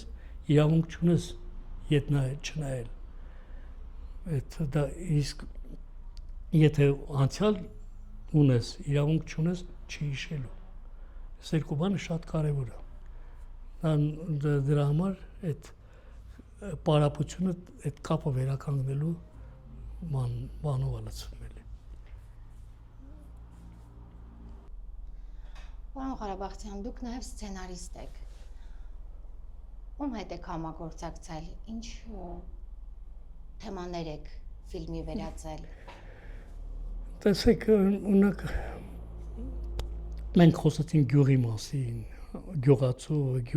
բանի ինչ նշանակություն է, ունակ 80-ական թվականներին ես մի ակնարկ գրեցի գյուղի մասին ռադիոյի համար։ Ու բանը ինձ զանգեցին տուն, որ քեզ ուզում են, քեզ կոմիտեի նախագահն կանչում։ Ասեն մտածեցի, ինչի համար պետք է։ Մյուս օրը գնացի, բանից պարզվեց ինքը որտեղ ժամանակ պետք է կարթային թույլտվություն ունենայիր նորից։ Ինձ ասեց դու ես ոնց հասցրիր, ասի ինչի համար, բայց գյուղից ոնց ես եկել, ասի ես Երևանում եմ ապրում, ասաց հնարավոր չի։ Երևանում ապրել ու գյուղի մասին սենց գրել։ Չէ, ասի բանը։ Մեկ էլ այդ Ավիկ Գրիգորիչը, Ավիկ Թորոսյանը գլխավոր ռեժիսորն էր։ Բանով, ասաց, այդ անպայման պետքա ֆիլմ դառնա։ Ես ուզում եմ նկարեմ այդ։ Մեր գյուղի մասին էր։ Ոնց էր վերնագիրը։ Ծննդավայր։ Տենց շարք կար, այդ մեկը մեր գյուղի մասին էր։ Գնացինք, նկարանումները բան եղավ, ուտեղ մի շատ հետաքրքիր բան եղավ։ Այդ ժամանակ էլ նորից պատմություններ ծնվեց այդտեղ։ Մեր բաներից մեկը ամեն օր այդ նկարանումից հետո մեզ տանում էին հյուրասիրության, գյուղացիները։ Մի օր մեկը եկավ նկարանման ժամանակ էր, սենց եկավ մոտիկացավ ինձ ասաց, այս Բիձին ասա, այսօր էլ եկեք մեր տուն էլի հաց կերեք։ Բիձեն էլ Ավիկ Գրիգորիչն է։ Ասի ինչի համար, ասաց, թե եկեք, որ իմ երեխեքը իմանան ինձ էլ են մարդատեղ դնում։ Այսինքն այդ նկարահանումների ընթացքում էլ ինչ որ կոլորիտային բաներ կար։ Ու եթե օրինակ ասենք նկարահանումները 4-5 օր էր տրվում, մի շաբաթ գնում էր արդեն, որտեղ բան կար, բացվում էր, շերտ բացվում էր։ Ու լավ հիշում եմ օրինակ այդ շարքը նկարելուց ինչքան էլ որ կոլորիտային լիներ, միշտ մի բան կար, պետք է անպայման մեջը սոցիալիստական աշխատանքի հերոսի կերպարը լիներ։ Բանով։ Այո։ Բանից պարզվեց մեր գյուղում կա այդպես մեկը։ Կինը, աշխատող կինը։ Գնացինք դե աշխատող կինն ինչ պետք է խոսի։ Աշխատող մարդը դրապես քիչ է խոսում։ Դրի սեղանը նստեցինք, հիմա նկարահանում ենք, հիմա ինքը պետք է երկու բառ ասի, չի լինում, չի կարում։ Չի կարում այդ կինը այդ երկու բառն ասի։ Հա ստոպ կադր, ոնց որ հիմա Արմանն է մեզ ասում, ստոպ։ Վերջ, որ տեսավ էլ չի, արդեն ժողովուրդն էլ է փրկնում, ասաց մի հատ բանով, մի հատ էլ փորձենք Ավիկ Գրիգորիչը ու գնանք։ Այս փորձի ժամանակ այս կինը վերջի երկու բառ ասաց, այդ պահին իրանց տանը քաղաքը թռավ սեղանի վրա ու սկսեց ծուղրուղ անել։ Խառնվեց իրար այդ ամբողջ կադրը։ Այս մեկ էլ էս Ավիկ Գրիգորիչը այս բանն ասաց, մի տարեք մորթեցեք դրան։ Այս տղեն, այս սոցիալիստական աշխատանքի հերոսի, ասաց որ մորթենք, ռավետը դու դես ծաղրած ծուղրուղու կանչի ժամանակը։ Մի պատմությունը այդտեղ ծնվեց։ Ես Ավիկ Գրիգորիչն ասում է, այս ծննդավայր չեղավ, այս ֆիլմ եղավ։ Ֆիլմի ռեժիսորն էլ օպերատորը ժամանակ բանն էր, Հարսնացու Հյուսից, օպերատորով էր, չէ՞ նա էր մեր հետ եկել։ Ստեփան Մարտիրոսյան։ Ստեփան Մարտիրոսյան։ Այո։ ինքն էր անի օպերատորը։ Վերջես Ստյոպան ասաց սրանից հետո բանի Սպարտակի ինչ սցենար գրի, ես եմ օպերատորը։ Ես պետքա գրամ ձեր հետ։ Ու իրոք այդպես եղավ, հետո գնացինք դրանց դո Խնձորեսկի մասին նկարեցինք, 3 Խնձորեսկ, էլի ծննդավայր շարքում։ Այդ թվականներին ընդհանրապես Խնձորեսկի մասին շատ քիչ բան գիտեին։ Ժողովուրդն էլ չգիտեր։ Սպարապետի գերեզման կար, Գորիս կար։ Ոնց հիմա այնքան բաներ շերտերա բաց մի շողությանից մեջ, որ հա խոսում այլ, առաջ չէ օրինակ ասենք Գորիսում նկարել ենք այն պատշգամբը, որ Անդրանիկը ելույթ ա ունեցել այդ պատշգամբից, դիմելա ժողովրդին, երբ որ նստում էին նայում են, որ թույլ տան, թե թույլ չտան, ուրեմն բանարին, որ այդ կադրը հանեք, որտեղից որ Անդրանիկը ելույթ ա ունեցել, որ նոր թույլատրեն, ասենք այդ բանը հաղորդումը ֆիլմը եթեր գնա։ Տենց բաներ էլ ա եղել։ Եվ ելին սցենարների հեղինակ է։ Հետո Ջուղայի Խաչքարերի մասին եղավ ֆիլմ, որ ցուցադրվեց, հետո Սերբերը այդ վանդալիզմ ֆիլմը, որը Արևմտյան Հայաստանի ու Արցախի մշակութային կուրստի մասին էր, Սերբերը այդ ֆիլմը վերցրին ստեղից։ Մեկ էլ մի օր Հարությունը Խաչատրյան զանգեց ասաց Ամերիկայում Ջուղայի Խաչքարեր ֆիլմը ցուցադրվում է, քեզ էլ հրավիրել են։ Բանարա գնանք, ինքն էլ բանն էր։ Հիմա ոնց ասեմ, ախր ոչ նախարարության պետքն էր այդ ժամանակ։ Ոչ բան, ընդհակառակ իրանք ուզում էին կոծկեին այդ բանը։ Նախարարությունը նախ ասաց մենք այդքան գումար չունենք, բան, քեզ ուղարկելու։ Հետաքրքիր որ իմ ընկերոջ մասին պատմեցի, չէ՞ մանկության ընկերս։ Այո։ Զանգեց ասաց քանի հատ տոմս է պետք ուղարկեմ։ Ես 10 կանեմ եկեք։ Ու ինքը իրոք ման արեց, տոմսերը ուղարկեց։ Գնացինք Սիրակուզայում էր։ Սիրակուզայում այդ տարի ֆիլմերի փառատոն էր։ Հարություն Խաչատրյանը առաջի մրցանակ ստացավ իր բանով, ես խրախուսական մրցանակ ստացա։ Լավ հիշում եմ, երբ որ քննարկում էր Ջուղայի Խաչքարերից հետո նստած էինք, թարգմանիչներ, ես ու դալիճը նստած ինձ հարցրին, որ թուրքերը շատ լավ ժողովուրդ են, դուք ամեն ինչի համար եք այդ, ասի ֆիլմը թուրքերի բանով չի, ֆիլմը մշակութային ջարդի մասին է, երբ որ Ջուղայի Խաչքարեր, ասաց դուք Թուրքիայում, ես Թուրքիայում եղել եմ, ինձ շատ լավ են ընդունել, ասի դերևի դուք Թուրքիայում չեք եղել, դուք Արևմտյան Հայաստանում եք եղել, մի անգամից բան եղավ, դահլիճը, մեկը հարցրեց, ասաց դուք նավթ ունեք Հայաստան, ասի չէ, ասաց բայլ ինչ եք ուզում, Հենց այդպես ուղիղ։ հա, ուղիղ, նստած էին գնում, երբ որ դուրս էին գալի, մի տարիքով մարդ էր բարձրացակ, մոտիկացավ, գրկեց ինձ ասաց, այդ ֆիլմը կարամ ունենամ ես, ասի օրինակը վաղ կտամ ես, մի քանի օրինակ ունեի, բանից պարզվեց ինքը Իռլանդացի էր, կնոջ հետ էր եկել, ասաց Սողոմոնի գերեզմանը ոնց գտնեմ, ես մտածեցի Սողոմոն բանի մասին է, Կոմիտասն է երևի խառնել, ասի չէ, Երևան, մեկ էլ հիշեցի, որ Սողոմոն Թելերյանի մասին է խոսք, որտեղ ինքը մատով սենց արեց, ասի Ֆրեզնոյում է, եթե բան կլի գնացեք Ֆրեզնո, ասաց ես ուզում եմ իր բանը անպայման տենամ, այդ ֆիլմի բանը ամբողջի, բանը ինչի համար եմ ասում, նախ դահլիճը ուսանողությունով էր լիքը, նայեցին, ամենը շատ կարճ ֆիլմ էր, 15 րոպեանոց ֆիլմ էր, բայց վավերագրական, ու ես նոր տեղ էլ հասկացա, որ մենք աշխարհի համար նավթահոր ենք, եթե դու նավթահոր չես, ուրեմն դու տանուլ ես տվել ամեն ինչ, դա 2012 թվականն 2012 Հետաքրքիր էր այս բնագավառը, որպես սցենարիստ, ինչով էր ձեզ համար կարևոր այս աշխատանքը, այս ուղին, որպես սցենարիստ։ Նախ որպես սցենարիստ դու բաներ կա, որ այդ ինչի մասին որ ես նոր պատմեցի ու ինչերի մասին որ դրանց հեղինակը դու ազատ եմ եղել գրելուց էլ, նկարահանելուց էլ, այսինքն շատ կարևոր բաներ էին դրանք։ Որ ուրիշները երևի կարող ասենք իրոք չանեին կամ էլ այդ մակարդակի չարվեր դա, այդ ճշմարտությունը մատուցելու այդ ձևը ես ընտրեցի ու Փարք Պիրոջ օրինակ ասենք օպերատորներ եղան, որ մասնակից դարձան ռեժիսորներ ու ունեմ այդ աուդիտորիան ունեմ, բան չի դա։ Հիմա այդ ֆիլմերը բոլորն էլ բանում կան, Երկիր մեդիայում են 8 ֆիլմ կան, բանա կոչվում։ Քանի սցենարի հեղինակ եք։ Մի 14-15 չեմ հաշվել, բայց թեմատիկ առումով բաներ, համարյա մեկը մյուսի շարունակությունն է։ Շահկապված են։ Հա, բանով, այդ կարևոր էր էլ։ Օպերատորն էլ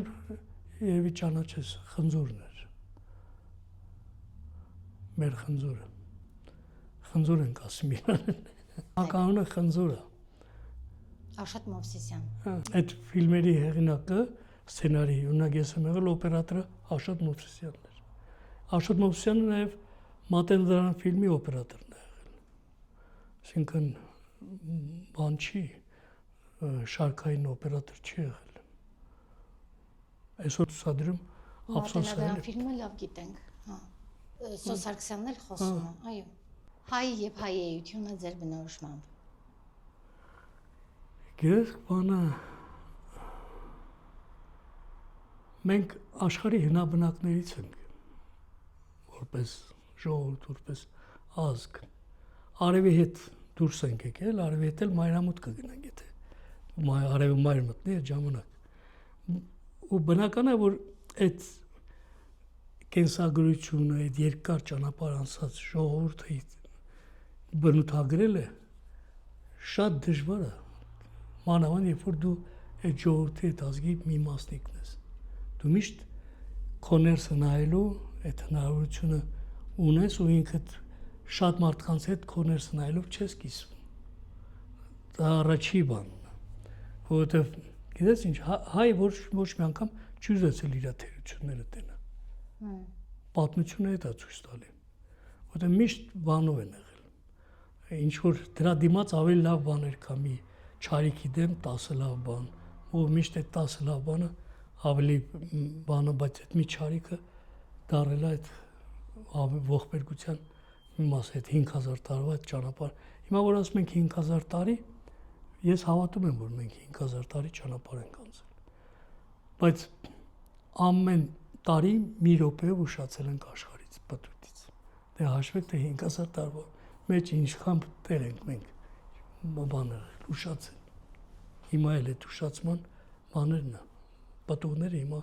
մենք քաղում ենք։ Որովհետև նայում ենք կողքերներս ովքեր են, ինչեր են, երբ որ չեն եղել այդ բաները,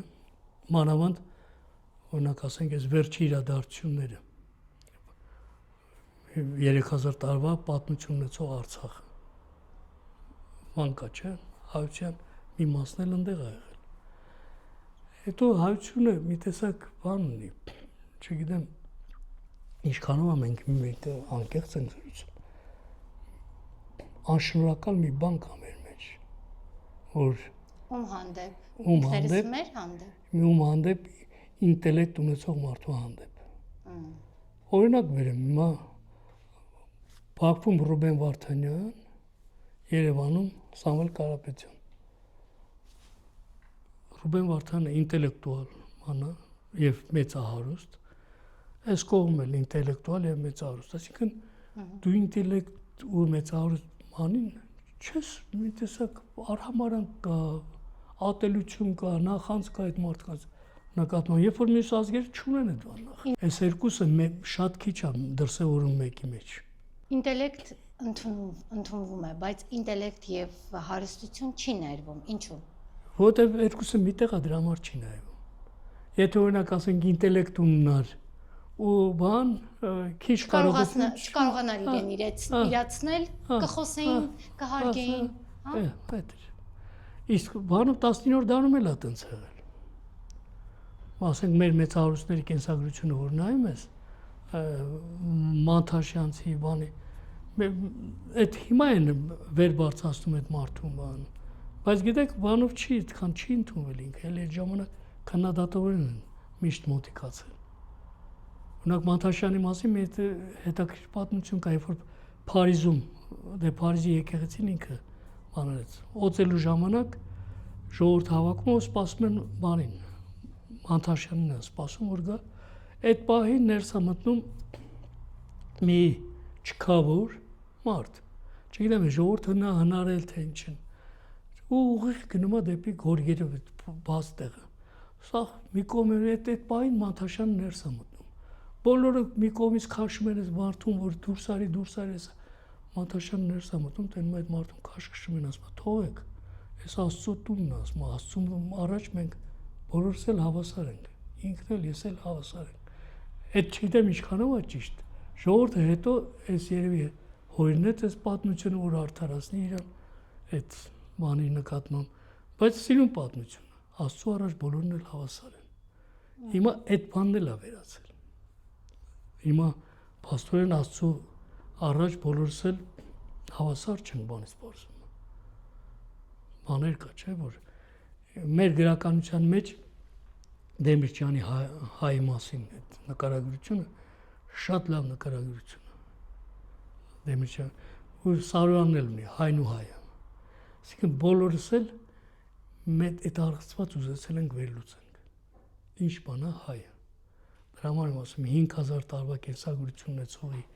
կենսագրությունը բանանելը շատ դժվար է, ու մանավանդ որ դու դրա մասնիկն ես։ Հայը ձեր բնորոշմամբ, ձեր պատմվածքներում,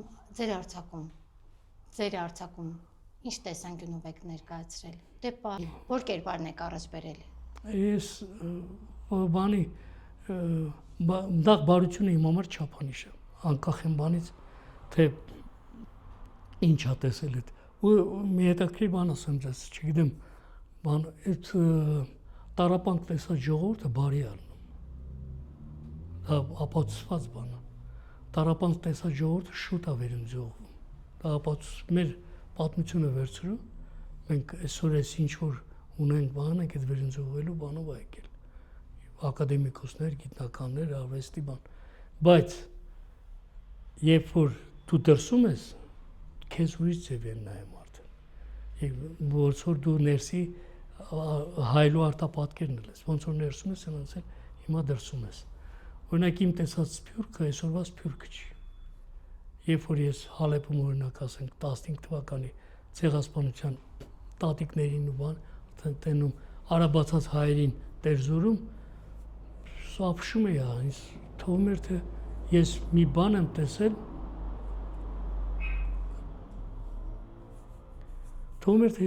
եմ տեսել, որ մյուսները չեն, ու շատ է ուզում, որ բոլորը տենան այդ,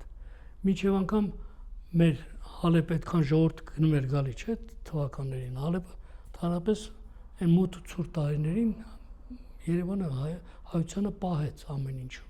եւ հաց ուղարկեց, եւ բան, ես ուզում էի, որ ով որ Հալեպ է գնում, գոնե մի օր Տերզորի ճամփեն բռնի, գնա Տերզորը տենա, դու շատ բան էր այդ, բայց դա էլ է գիտակցական բանով է գալի։ Պարոն Ղարաբաղցյան, խնդրում եմ պատմել ձեր ծննդյան օրվա պատմությունը։ Ինչպիսի եղանակ էր, ինչպես այդ պատմությունը փոխանցվել ձեզ։ Ես մի անգամ օրս հարցրել եմ, մենս ասում էր, որ այդ գիշեր լավ անձրև է եկել, հոկտեմբերի 3-ին, օրն էլ չորեքշաբթի է եղել։ Չգիտեմ, ես անձրև առատության նշան է երևի, լավ բան կա, բայց մի բանն է վատ եղել, որ իմ ծնվելու օրը իմ ավետ պապը մահացել է, ու մերս չի իմացել։ Դրա նախորդին իմ ավետ պապը բանի քերուս ու հորս ասել է Նազիկին չբերեք, գիտի որ մանով, այսինքն, հետո բանով, էդ է եղել իմ ծննդյան օրը։ Ձեզ կյանք է փոխանցել։ Հա, մեկը, ես դրա մեջ իմաստ եմ տենում, նաև մեկի շարունակությունը ու պատահական չի, ծնունդներն ու մայրը շատ, դրա համար բանը Մուշեղ իշխանը լավ բան ունի, չէ,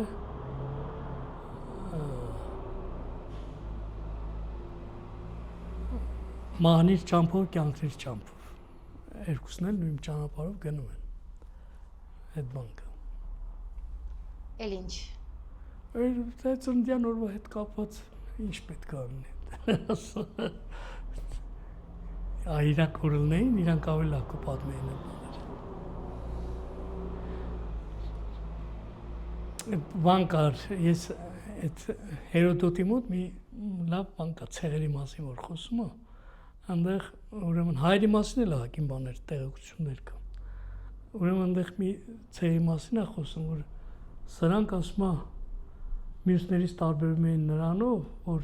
երբ որ երեխա էր ծնվում, ասում է իրանց մոտ, նստում էին սուկ շիվան էին կապում։ Այս երկրային կյանքում էսա դժբախտություններ էս են, երբ որ ասում է թողնում էր այս աշխարհը, բոլորը ուրախանում էին, որ գնաց բան, այսինքն մարդկության մեջ դեռ են նախնад 4-րդ, 5-րդ դարը, չէ, 5-րդ դարը, մանա։ Այսինքն այս փիլիսոփայությունը եղել է ծնունդի ու մահվան միջև այս հերավոր հերակա երկխոսություն, սա էլ է երկխոսություն, հանք մեկը մեկին շարունակելու բանն է։ Իսկ ձեր ծննդի մասին պատմվածք ունեք, պատմություն ունեք։ Ես մի հատ բանաստեղծության նման մի բան ունեի, որ սենց էր, որ մի օր պապս կբարձանա հողից, մի օր տատս կբարձանա հողից ու ես մի գիշեր կգամ ես աշխարհ, էլի սենց հորս մի տխուր մանկություն, ոտաբոբիկ մանկություն կմնա, որտեղ իրոք այտենց ա եղել 30-ական թվականներին, ամեն ինչն էլ բանի մեջ ա եղել, չարչարանքի բանի մեջ։ Շատ լավ։ Պարոն Ղարաբաղցյան, սիրում եք ձեր տարեդարձը, ձեր տարեդարձներից ամենահիշարժան օրվա պատմությունը, կուզենք այսօր լսել։ Իմ տարեդարձի ամենահիշարժան պատմությունը, երբ որ 17 տարեկանում մի հատ գիրք ստացա նվեր, ժամանակակից Թուրքիա, այն ժամանակ դժվար չէ, ունեմ այդ, ու հետաքրքիր էր առաջի բանով, թե Թուրքիայում ինչքան հայ ապրում, ու հետաքրքիր է, որ 17 տարեկանից մինչև հիմա միշտ նայում եմ, Թուրքիայում նույն քանակի հայությունն է ցույց տալի, 60,000, այսինքն բան կա էլի այդտեղ։ Իմ ծննդյան ամենանշանավոր, իմ համար ամենաբանն է, որ հիմա թորներս ավելի շատ են սպասում դրան, որ գան բան այդ տորթի մոմը փչեն, բայց բան կա, չէ, ծննդյան մեջ էլ խորհուրդ կա, եթե բան կա, մի տեսակ լավ է, երբ որ զգում ես հիզուր չես աշխարհեկին, այդ զգացողությունը ամեն ծննդյան հետ կապված, այդ օրը այդ բանը կա, ինչ ես թողելու, ինչ ես անելու, որովհետև ոչ մեկը չգիտի, թե հաջորդ ծնունդը ինչի կտանի քեզ, որովհետև բան կար, իմ ծննդյան օրերը օրինակ լավ հիշում եմ Հալեպում անցկացրած ծննդյան օրերը, մի ծննդյան օր էլ դիմավորել եմ Տերզորում, այդ բանով, հետաքրքիր է, բան կար, ոչ թե հետաքրքիր էր, մի տեսակ խորհուրդ էլ կար դրա մեջ։ Այո, Տերզորում երբ որ էլի իմ սցենարով ֆիլմ էինք նկարում, բան կար, անապատի չլռող արձագանքները, այդ ֆիլմի սցենարը ես էի գրել, ու այդ ժամանակ այդ Տերզորը իմ համար դառավ բան, արաբացած այդ գյուղերը, հայ բոլորը ում հարցնում էիր, տատներ հայ, պապներ հայ, կամ բանով եկել են, բոլորը արաբացել են։ Ու լավ հիշում եմ Անին, որ 94-ին գնացել էր բան, Հալեպ, այդ բանի պատմությունը, սրբու պատմությունը, իրան պատմել էին, այնտեղ ինքը նկարել էր սրբուն, 90 տարեկան այդ տատիկին, մինչև հիմա ունեմ այդ, սրբուին բանն էր, ոնց որ խորհրդանիշ լիներ Տերզորի բանի, այդ ես հիշում եմ, որ իմ ծննդյան օրն եմ գնացել,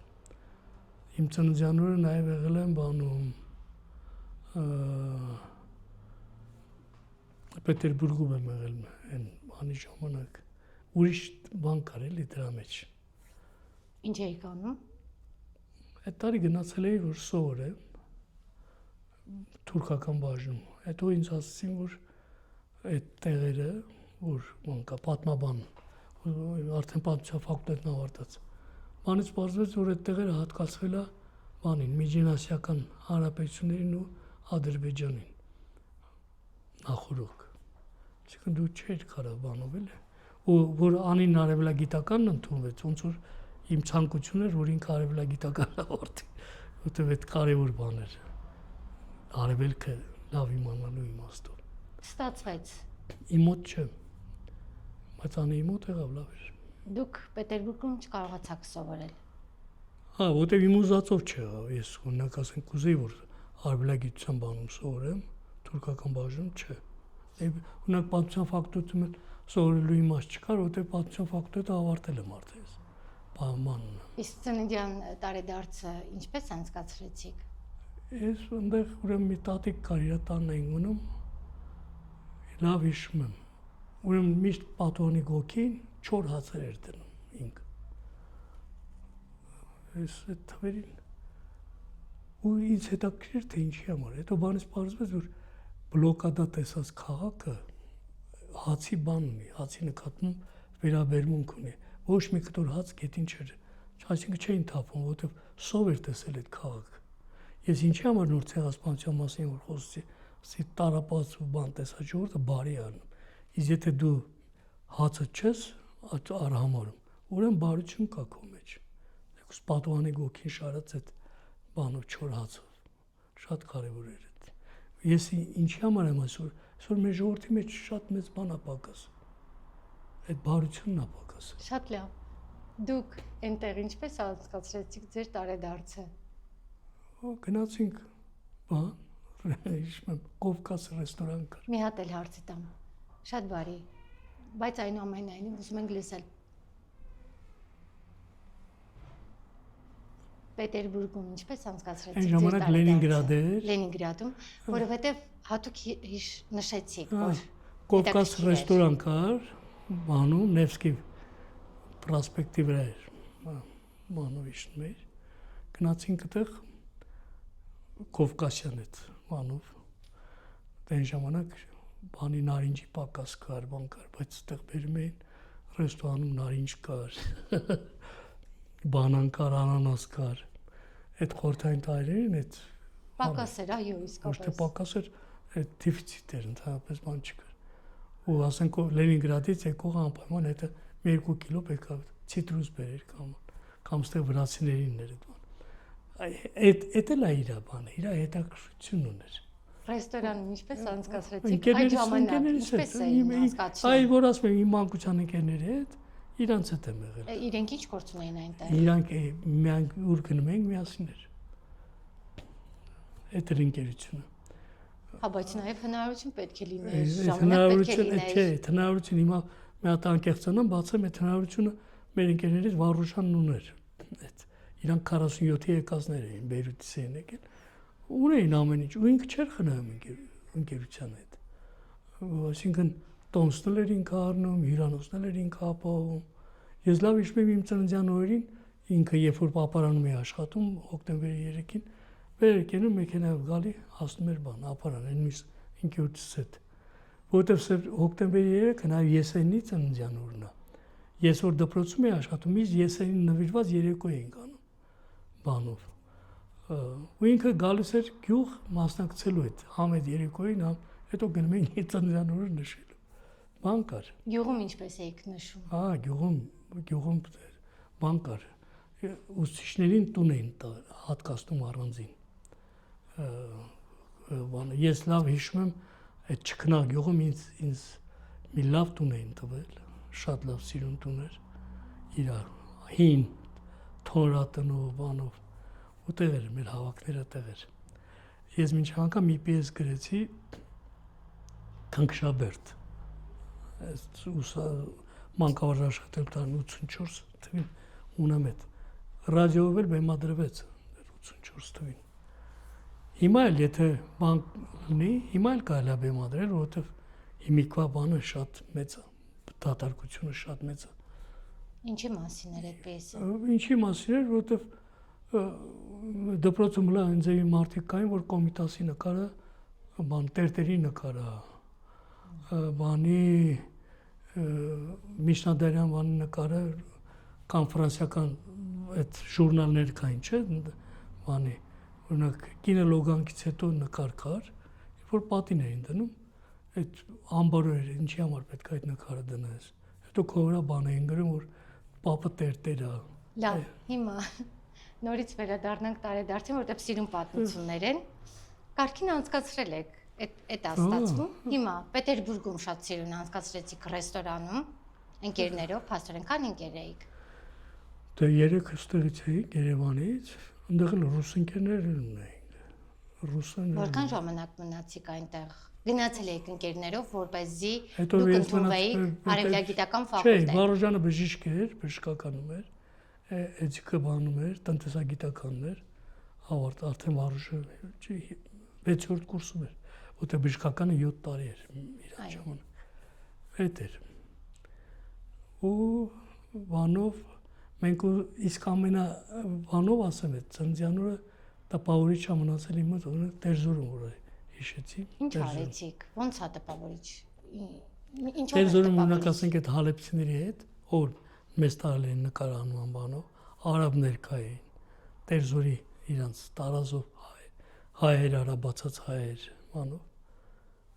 Լավ սուրճ, լավ բան, միջավայր տենց։ Բայց դե որ լեզուն չէր բանում, թարգմանիչների հետ այդքան շատ չէր էլի։ Այնուամենայնիվ անցկացրել եք։ Հա, բան։ Տպավորիչ էր։ Շատ։ Իսկ յուղում ինչպես էր այդ ապարանում։ Ապարանում։ Որովհետև կար այսօրվա նման խորոված անել, չգիտեմ, ինչ էի կանում, ինչով էր նշանավոր։ Թե սովետական տարիներ էր այդքան ամեն ինչ չկար։ Կար ամեն ինչ։ Առատ էր։ Ես ամեն ինչ ճարվում էր։ Ինչ էր ընդունված։ Ամեն ինչ ճարվում էր։ Պետք է ճարեիր ամեն ինչ։ Իսկ բանով մեր համար խնդրեմ չէր այդ։ Այդ ասի որ ընկերոջս բանով մեր համար այդ չէ, բան չկար։ Հետո բան կար, չէ, նաև մի տեսակ պետքա բանել ունենայիր, շրջապատ ունենայիր, հեղինակություն էլ ունենայիր։ Ունեիք։ Հա, պարտիրոջ ունենք էլ հիմա միջև այլ կա։ Նորից գալիս են ընկերները ձեր տարեդարձին։ Ովքեր որ կան, գալիս են։ Իսկ օրել չկա, մեկ հիմա մեծ մաս չկան, ֆիզիկապես չկան արդեն։ Հիմա անցկացնում եք թորնիկների հետ։ Թորներից հետ, հա, էլի ընկեր ունեմ, այդ երկու ընկեր էլ մնացել է գալիս են, միասին են գնում։ Որտեղ եք անցկացնում, ինչպես եք Իրանք որտեղ անցկացնում։ ուզեն, իրանք Արդեն որոշում են թորնիկները, ընկերները, թորնիկները։ իրանք թորներս են որոշում։ Որտեղ են որոշում։ Ես չգիտեմ։ Այս տարի որտեղ են որոշել, որ պետք է անցկացնեն։ Ինձ բան չեն ասել։ Բարի։ Առաջ հայցելությանը Հալեբ մի անգամից Շրջադարձային էր ձեր կյանքում։ Շատ լավ։ Ուրեմն սկսեցինք։ Պարոն Ղարաբաղցյան, ինչ շրջադարձային պատմություններ են եղել ձեր կյանքում, որ փոխել են ձեր կյանքի ընթացքը։ Գիտեք, sense ես մի թաղամասում եմ մեծացել, որտեղ բնակչության մի մասը, զգալի մասը 47-ի հայնադարձներ էին, տարբեր տեղերից եկած։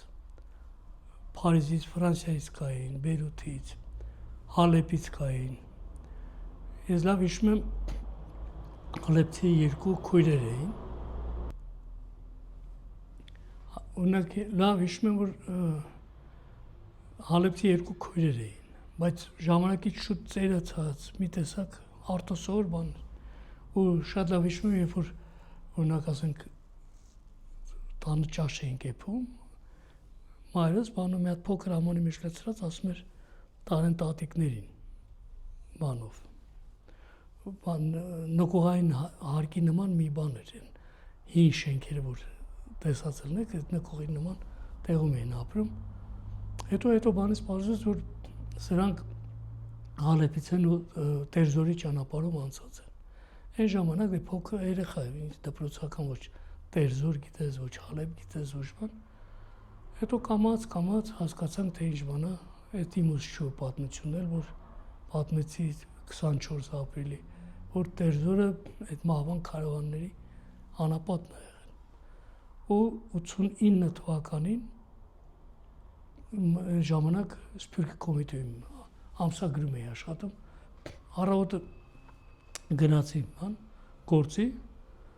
քարտուղարին ասաց, որ Վահագն Դավթյանը կանչում է քեզ։ Խմբագիրն էր Վահագն Դավթյանը։ Մտաներսման ասաց, մի շաբաթով պետքա գնաս Հալեբ։ Մի տեսակ անակնկալ է, էլի, ոչ Մոսկվա, ոչ բան, Հալեբ, էլ չհարցրի ինչի համար, ասաց, գնա վերև անձնագիրդ, որ սարքեն բանով գնաս։ Ու չեն ասում ինչի համար պետքա գնամ։ Բայց ես գիտեմ, որ այդ տատիկների բանը եկավ իմ առաջ, որ բանով են եկել։ Գնացի ու իմ համար մի ուրիշ աշխարհ բացվեց, ոնց որ մեր թաղի ավելի մեծ բանն էր, այնքան հարազատ էր ինձ, որտեղ ոնց որ թե այդ մարդկանց ես տեսել եմ արդեն, լեզուն, խոսակցությունները, պատմությունները, ու դրա բանը դարձա, երբ որ օրինակ ասենք այդ ովքեր որ ինձ ընդունել էին, ասին պետքա գնանք ծերանոց։ Ծերանոց դե Խորհրդային Միությունում ծերանոց չկա։ Ոչ որ բանոց կար, ոչ ծերանոց կար այդ այներ։ Հետաքրքիր էր, ասի գնանք։ Ու գնացինք 89 թիվը, լավ հիշում եմ, ապրիլի 7-ն էր։ Հետել եմ հիշում։ Այդ ծեր տատիկներ 90-ից բան, այսինքն մարդիկ որ ցեղասպանություն են տեսել։ Այսինքն եթե 90 տարեկան է, դարասկզբին է ծնվել, ուրեմն տեսել է։ Ու իրանց երբ որ հարցնում էին, իրանք պատմում էին, ոնց էր այդ տատիկները խոսեին իմ հետ, որ ինչ են արել, ոնց են թուրքերը կոտորել, ոնց են փրկվել իրանք, ոնց են բանել, ու ուտեղ ինձ պատմեցին բանի մասին։ Տերձորում ապրող սրբուհու մասին, երբ որ սրբազանի մոտ հանդիպման էինք, սրբազանն ասաց, որ խորհուրդ կտամ, քանի սրբուհին կենդանի է, գնացեք տեսեք սրբուհուն, Տերձոր, ու Տերձոր գնացինք, գտանք սրբուհուն,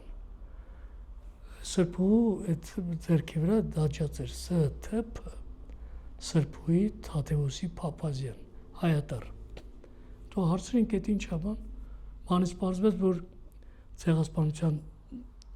տարիներին, ուրեմն երբ որ ինքը եղել է ընդամենը 12 տարեկան,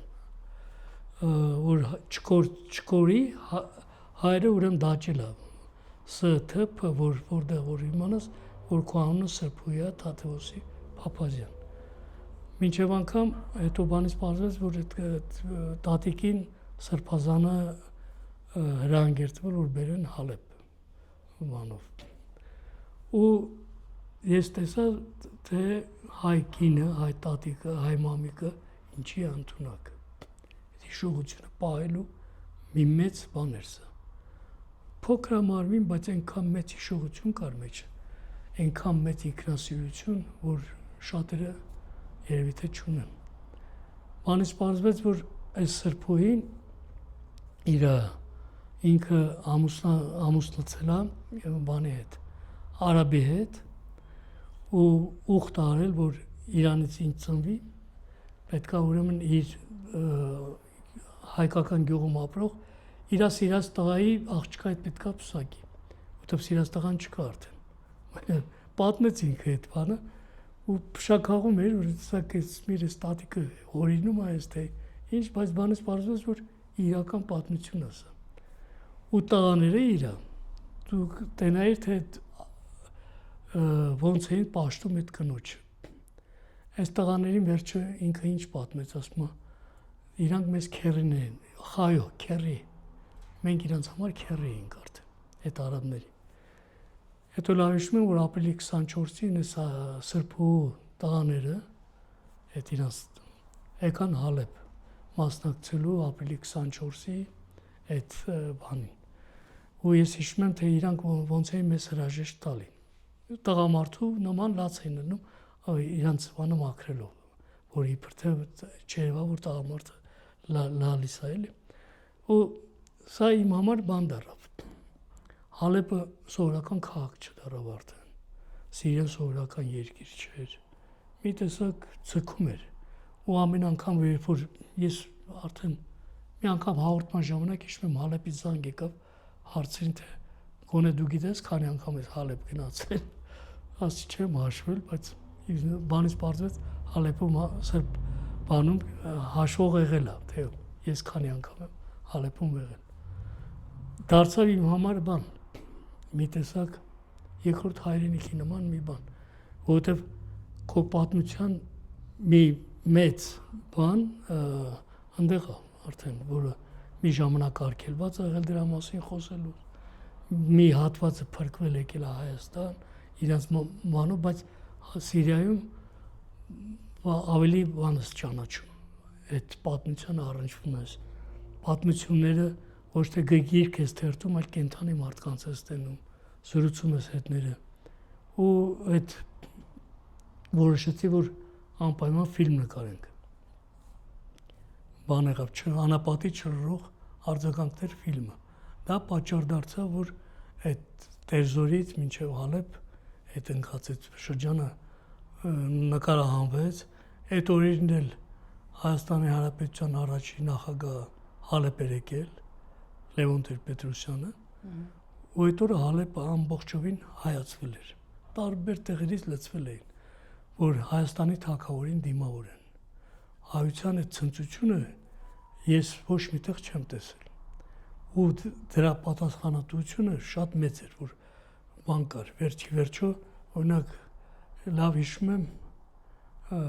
Հակոբ Չոլակյանի հետ էինք բանի առաջ երբ որ այդ դիմավորում էին Լևոն Տեր-Պետրոսյանին տեսա Հակոբը մի տեսակ հուզվեց ման եղավ ասի Հակոբին ասում է վերջապես ասում է այս մարտիկին իր տղային կարամ ասեմ որ մեր թագավորն էլ եկավ այսինքն մենք թագավորում ենք այդքան մեծ ողջավորություն էր անկախության մանը հենց դրա մեջ էր դու ցավից միանգամից վերածնվել էիր ման էր դարձել ու ես դրա վկան դարձա ու իմ համար մի տեսակ բան դարձավ այդ ամեն անգամ այդ Հալեպյան շարքը ծնվեց 7 օր հրաշք դրախտի երկրում այդ վերջի պատերազմի ժամանակ երբ որ արդեն Հալեպ էի գնացել երբ որ Հալեպ էի գնացել այդ ոնց որ իմ հիշողության ավերված ճանապարհն էր ես դեռ չգիտեի որ դրան հաջորդելու է Արցախը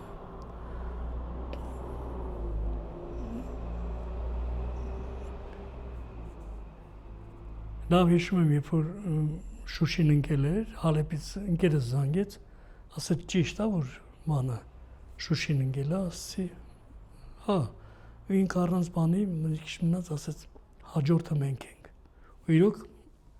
Սիրիան դարձավ այդ մանի հիմա Հալեպահայությունը շատ քիչ է մնացել այդ հայության բանը քիչ է մնացել բայց ես չգիտեմ ինչի վստահ եմ որ ոչ թե խոսք ասում եմ որ այդ համախմբումը լինելու է անպայման որովհետև ես այդ միջավայրը մանավանդ Հալեպը որը համարվում էր Սփյուռքի պորտալարը դա Սփյուռքի ամբարված ման հիշողություն էր դա ինչքան էլ որ ցրիվ տաս ամենտեղ մի փոքր Հալեպ ծնվելու է նորից ամենտեղ հիշողությունը ծիլ է տալու ուրիշ բան ունեք ասելու այս շրջադարձայինով ավարտենք